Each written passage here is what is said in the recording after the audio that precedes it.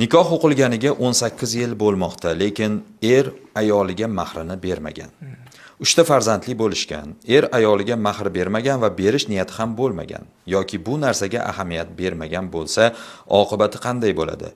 Dinimizda ayol mahrini so'ragan bo'lsa-yu, lekin er bermagan bo'lsa va berish niyati ham bo'lmagan bo'lsa, u er o'z ayoli bilan zino qilayotgan yoki gunohkor bo'layotgan bo'ladi degan gaplar qanchalik haqiqat? Farzandlar ham zinoda tug'ilgan bo'ladimi?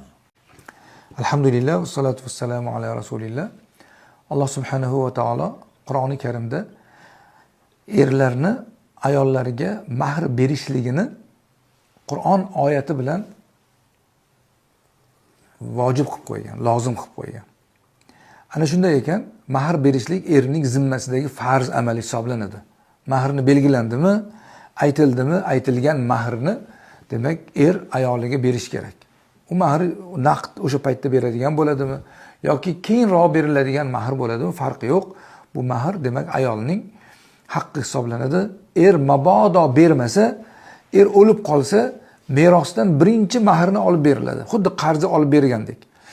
Uni ham qilinmasa, qiyomatda xuddi bir bandaning ikkinchi bir bandadagi moli mulki qolib ketgani kabi qiyomatda Alloh azza va jallaning huzurida bu narsa so'raladi. Uni savobidan, erni savobidan ayolga olib beriladi. Haq sifatida mahrni bermagani uchun bordi-yu savobi bo'lmasa, ayolning gunohlari erning ustiga yuklanadi. Bu og'ir narsa bu.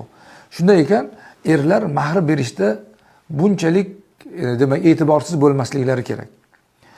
Shuning uchun demak ayol kishi so'raydi, er berishi kerak. Bermasa, Allohning huzurida u qarz bo'lib qoladi.